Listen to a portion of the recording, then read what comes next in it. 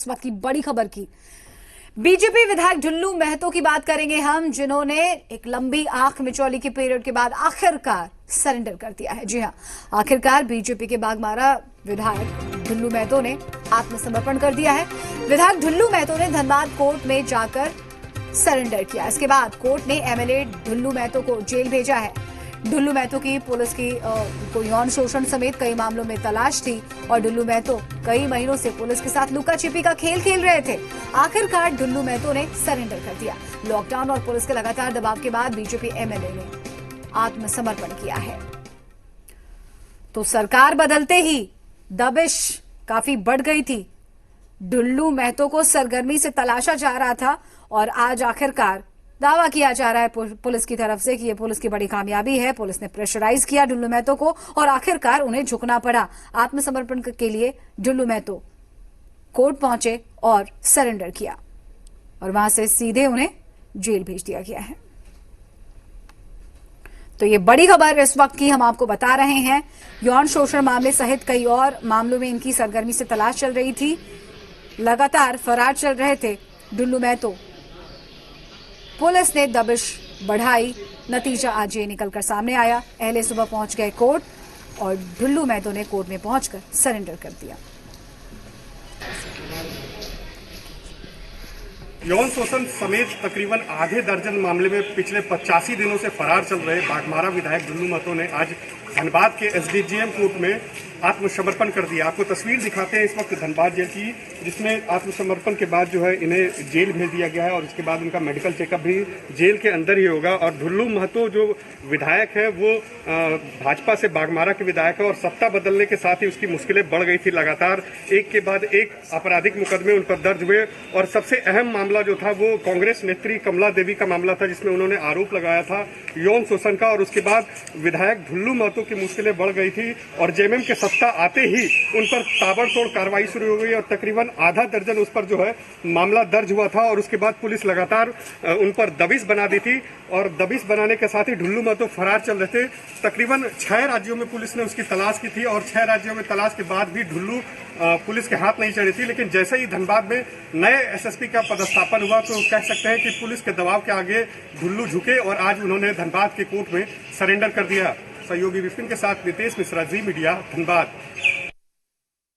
उनका पहले से गिरफ्तारी वारंट वगैरह निकला हुआ था न्यायालय से, तो कानून का सम्मान करने के लिए उनको पता चला कि वो वांटेड है। वो आके न्यायालय में संगीता मैडम की प्रोटेक्शन। कितने दिनों से फरार थे? फरार हुआ क्या, जैसे पता चला वो उनको अपना काम कर रहे थे, सोशल वर्क कर रहे थे, समाज सेवा कर रहे थे, लोगों का अपना विधानसभा का काम कर रहे थे।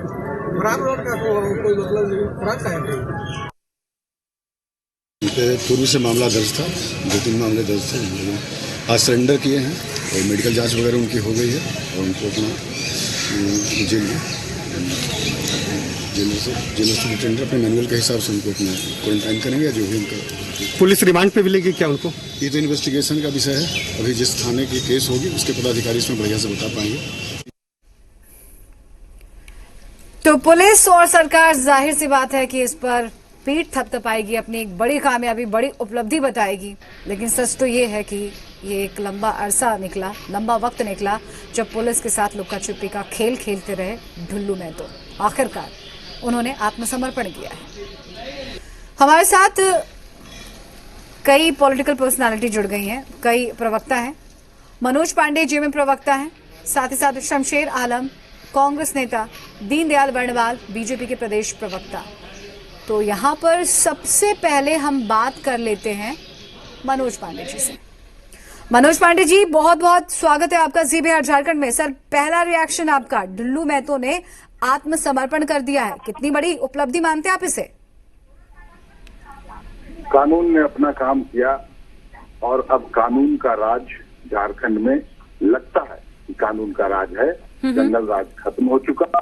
जी। जो भी संगीन अपराधी थे, संगीन अपराधों में लिप्त थे, जिनका उसके सत्ता शीर्ष का समर्थन प्राप्त था और सत्ता शीर्ष के मिलीभगत से जो एक जंगल राज कायम कर रखा था और उगाही होने की पैसे की, सत्ता शीर्ष पर बैठे हुए लोग या पुलिस पदाधिकारी जो शीर्ष पदों पर थे, उनकी मिलीभगत से जो आउटसोर्सिंग कंपनियां या भी जो भी और कंपनियां अपराधियों से भयादोहन होता था, उस युग का अंत हो गया। और इतने संगीन अपराधी पिछली सरकार ने उन पर FIR तक करने की जरूरत नहीं समझी, लेकिन उसके बाद अदालत के हस्तक्षेप से उन पर FIR दर्ज हुआ। उसके बाद भी पुलिस ने इनको गिरफ्तार करने का साहस नहीं किया। जी मनोज पांडे जी बने रहिए हमारे साथ। आप भी सुनिएगा जरा दीनदयाल वर्णवाल साहब क्या कहते हैं अब की सत्ता के बारे में, आज की सत्ता के बारे में। दीनदयाल वर्णवाल जी, आपका भी बहुत बहुत स्वागत है सर। आप जाहिर सी बात है कि मनोज पांडे साहब को सुन रहे होंगे, बहुत ध्यान से सुन रहे होंगे। उन्होंने बार बार जिक्र किया अब कानून का राज, ये भी कह दिया बातों बातों में घुमा फिरा करके कि पिछली सरकार में जो अपराधी है, अपराधी किस्म के लोग हैं, उन्हें सत्ता का संरक्षण प्राप्त था। देखिए, अपने दिल से जानिए पराया दिल का हाल, ये पुरानी कहावत है।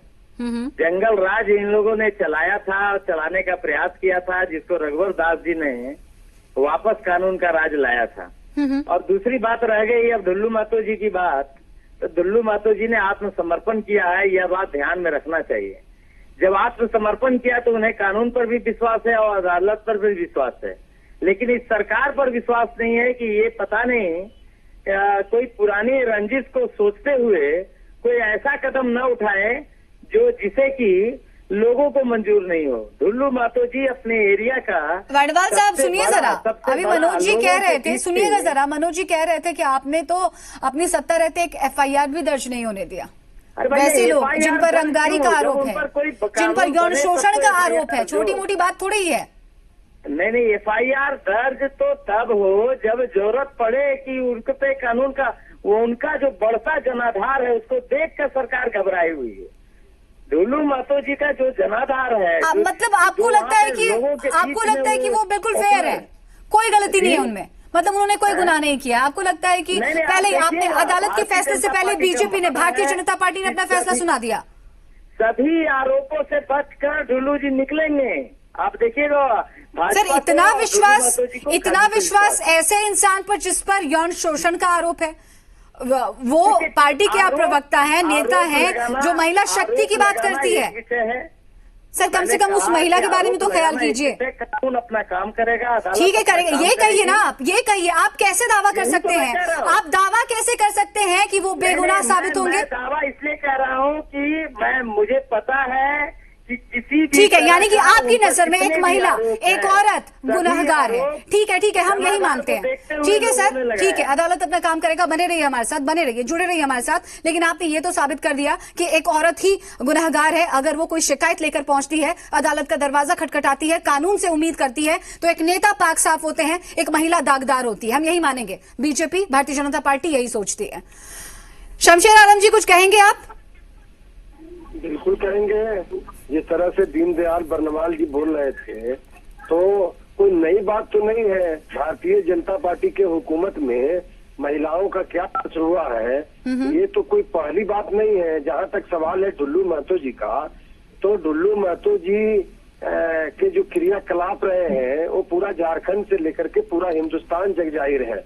लेकिन अफसोस यही है कि इस तरह का व्यक्ति पिछले सरकार के शीर्ष पर बैठे लोगों बैठ करके और किस तरह से कौन पुलिस प्रशासन वहां पर ट्रांसफर होगा, कौन पोस्टेड होगा, जो आदमी धनबाद जिला में ये तय करता हो कि पुलिस कप्तान कौन होगा, और उसके संरक्षण में चाहे रंगदारी का मामला हो, चाहे महिला उत्पीड़न का मामला हो, सारे मामले पर पर्दा ढका करके पिछली सरकार इनको हीरो बनाने का काम करती थी। कैसे सर मानना चाहिए दीनदयाल वर्णवाल जी को, जो बोलते हैं कि उनके जनाधार को देख करके, क्या जनाधार, 200 वोट से जीतने वाला व्यक्ति कांग्रेस पार्टी से, वो भी बेईमानी और शैतानी करके जीतने वाला व्यक्ति बोलता है कि जनाधार है। और जनाधार व्यक्ति और एक पॉलिटिकल पार्टी का नेता और विधायक, सबसे बड़ी बात है यहाँ पर शमशेर आलम जी, सबसे बड़ी बात यह है कि जनता ने जो अपना मत दे दिया है उस पर किसी को शक नहीं करना चाहिए। किसने शैतानी की है,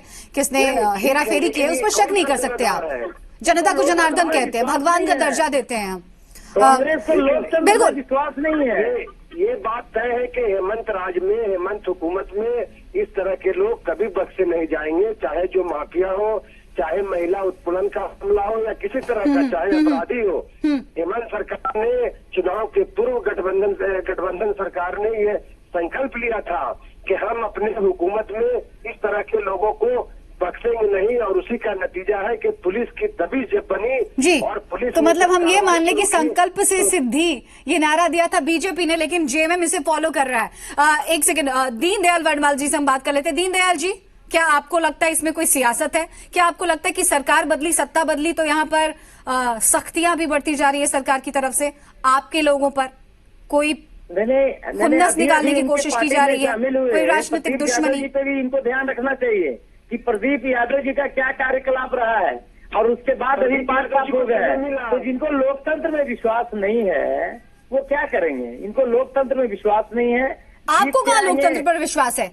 वर्णवाल जी, आपको कहाँ लोकतंत्र पर विश्वास है? आपको तो अदालत पर विश्वास नहीं है। आपने अदालत का इंतजार नहीं किया। आपने ये नहीं देखा कि ये केस कैसे आगे बढ़ता है, कैसे डेवलप होता है और क्या फैसला आता है। आपने उससे पहले कह दिया डुल्लू में तो बेगुनाह साबित होकर निकलेंगे। वो सरेंडर करने का तात्पर्य है, उनको कानून पे विश्वास है, कानून अपना काम तो करेगी। आपको कानून पर विश्वास नहीं है ना? आपको कानून पर विश्वास नहीं है सर, आपको कानून पर विश्वास नहीं है, आपको महिलाओं पर विश्वास नहीं है। एक महिला जब इस तरह की शिकायत लेकर पहुंचती है ना पुलिस स्टेशन, उसके जहन पर क्या चल रहा होगा आप नहीं समझेंगे।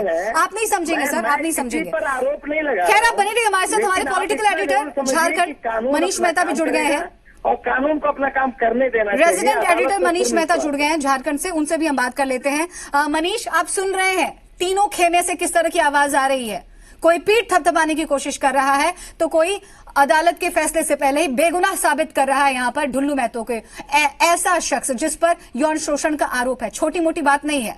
अगर आप ऐसे इंसान को बेगुनाह बोलते हैं अदालत के फैसले से पहले, तो कहीं ना कहीं आप देश और दुनिया की तमाम महिलाओं का अपमान करते हैं। मनीष, देखिए रश्मि, इस पूरे मामले में धनबाद से लेकर रांची तक सियासत तो गर्म हो चुकी है, और निश्चित तौर पे क्योंकि ढुल्लू महतो बीजेपी के एमएलए हैं, इस वजह से, और उनका जो सरेंडर हुआ है, कई गंभीर चार्जेस उनके ऊपर है, तो निश्चित तौर पे सत्ता पक्ष के लिए एक बड़ी उपलब्धि है। विपक्ष खेमा इसको लेकर के हम कह सकते हैं कि डिफेंड करने में लगा हुआ है। लेकिन 2 सवाल जरूर खड़े हो रहे हैं इस पूरे प्रकरण में, क्योंकि आप देखिए इस पूरे मामले में, क्योंकि एफआईआर जो महिला का जो पूरा मामला था, जो एफआईआर जो है वो कोर्ट के इंटरफेयर के बाद दर्ज किया गया है, यानी वो महिला लगातार धनबाद पुलिस के दरवाजे खटखटाते रही, लंबे वक्त तक वो फरियाद करते रही, लेकिन उनका केस रजिस्टर्ड नहीं किया गया था। उसके बाद कोर्ट के इंटरफेयर के बाद इस मामले में एफआईआर दर्ज हुआ, इसमें सत्यता है। लेकिन दूसरा इंपॉर्टेंट पॉइंट ये है कि धनबाद पुलिस पहले जो एफआईआर तक दर्ज नहीं कर रही थी, बाद में जब एफआईआर दर्ज किया गया उसके बाद देखिए कि 2 महीने तक लगातार देश के तकरीबन आधे दर्जन से ज्यादा राज्यों में रेड हुई, लेकिन ढुल्लू महतो को वो खोज नहीं पाई, ना उन्हें अरेस्ट कर पाई, उनके गिरफ्तार तक वो नहीं पहुंच पाई। आप देखिए कि जिस ढुल्लू महतो को धनबाद पुलिस लगातार 6 राज्यों तक पहुंचते रही, वो ढुल्लू महतो आसानी से धनबाद में पहुंचता है, कोर्ट तक पहुंच जाता है, और धनबाद पुलिस को इसकी भनक तक नहीं लगती। बिल्कुल, कान भनक तक नहीं लगी, भले ही अभी पुलिस से अपनी पीठ थपथपाले। मनीष जी, अपने आप में हैरत की बात है। दीनदयाल वर्णवाल जी, कुछ कहेंगे आप सर? महिला वो गिड़गिड़ाती रही, वो पुलिस स्टेशन के चक्कर लगाती रही, परेशान रही, पर आप लोगों का कलेजा नहीं पसीजा। आपने एफआईआर तक दर्ज नहीं होने दी, क्यों आखिर? क्योंकि आपकी सत्ता थी, आपकी सरकार। नहीं, बस इतना ही कहना है कि कानून को अपना काम करना देना चाहिए, और इसमें सियासत नहीं करना चाहिए। बिल्कुल, वही तो हम भी कह रहे हैं सर। तो फिर आपने ऐसा क्यों कहा? हमें ये बताइए, आपने किस आधार पर यहाँ पर दावा पेश किया कि कानून अपना काम करेगा, अदालत अपना काम करेगी, उसके बाद बेगुनाह साबित होंगे? इतना विश्वास आपको ढुल्लू महतो में? इस पर अभी से ही सत्ता पक्ष के लोग क्यों अपना पीठ थपथपा रहे हैं? सर ये तो छोड़िए, चलिए सत्ता पक्ष गलत कर रही है, सत्ता पक्ष ओवर एक्साइटेड है, ठीक है सर। दीनदयाल सर सुन लीजिए ना, वर्णवाल साहब सुन लीजिए प्लीज। देखिए, ठीक है, हम मान लेते हैं सत्ता पक्ष के जो लोग हैं, जो मंत्री हैं, जो सरकार के लोग हैं, वो बहुत एक्साइटेड हो गए हैं क्योंकि सरेंडर कर दिया ढुल्लू महतो ने। उनकी तो चलिए वो वाहवाही लूट रहे हैं, गलत है ये, हम बोलते हैं। लेकिन आपने ऐसा क्यों कहा कि ढुल्लू महतो, अदालत अपना काम करेगी, फैसला आएगा, बेगुनाह साबित होंगे ढुल्लू महतो? क्यों आखिर? एक ऐसे सफेद पोश पर जिसके लिबास पर कितने चीटे हैं, और आप एक महिला को यानी कि गुनाहगार बता रहे हैं, यानी कि साफ आपकी अदालत में फैसला ये है कि महिला गुनाहगार है। मत बोलिए, मेरा कहना साफ है कि ढुल्लू महतो जी तो सब भारतीय जनता पार्टी जानती है कि वो किस तरह का उनका चरित्र रहा है, वाह किसी भी चरित्र में वाह उनका सर वाह, दाग नहीं रहा है। बहुत खूब हाँ, बहुत अगर खूब कोई बहुत अगर उन खूब। पर आप आरोप आया है, सुन आप लीजिए। एक न्यूज मेरी चैनल बात पर सुनिए, लाइव सुन जुड़े लीजिए। हुए हैं, एक महिला के चरित्र को आप यहाँ पर सर्टिफिकेट दे रहे हैं। बिल्कुल नहीं, बिल्कुल सर नहीं। मैं आपको कहती हूँ, मैं आपको कहती हूँ सर, शर्म आनी चाहिए, शर्म आनी चाहिए। अदालत का इंतजार कर लेते आप, अदालत का इंतजार कर लेते तो कहते हैं कि उसके चरित्र में दाग था। दोबारा सर मैं आपसे रिक्वेस्ट कर रही हूँ, एक सजेशन दे रही हूँ, मैं भी सबके सामने आपको एक सजेशन दे रही हूँ, आइंदा से आप इस तरह का बयान किसी महिला के बारे में मत दीजिएगा। आपके लिए भी अच्छा रहेगा, आपकी पॉलिटिकल करियर के लिए भी, आपके घर परिवार में जो महिलाएं हैं, बच्चियां हैं, उनके लिए भी, आपके लिए सजेशन है, ये टिप्स है, ये रख लीजिएगा। शुक्रिया आपका तेनयाल साहब, आपका भी बहुत बहुत शुक्रिया। शमशेर आलम बहुत बहुत शुक्रिया। मनोज पांडे जी बहुत बहुत शुक्रिया। और मनीष लगातार हमारे साथ बने हुए हैं, झारखंड के रेजिडेंट एडिटर मनीष मेहता। मनीष, इतना कुछ आपने सुना, आप क्या कहेंगे?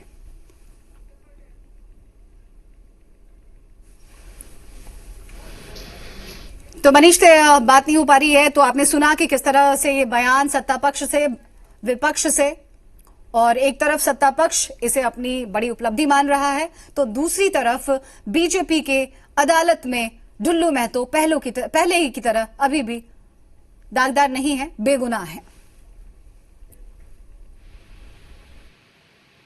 ढुल्लू महतो की जो कारगुजारियां थी और उनको जो संरक्षण दिया जाता था पिछली सरकार के द्वारा, नंगा नाच पूरे कोयलांचल में, धनबाद क्षेत्र में लोग आक्रांत थे, कंपनियां नहीं आती थी वहां, आउटसोर्सिंग कंपनियां कई एक छोड़कर चली गई, पूरा गुंडा राज।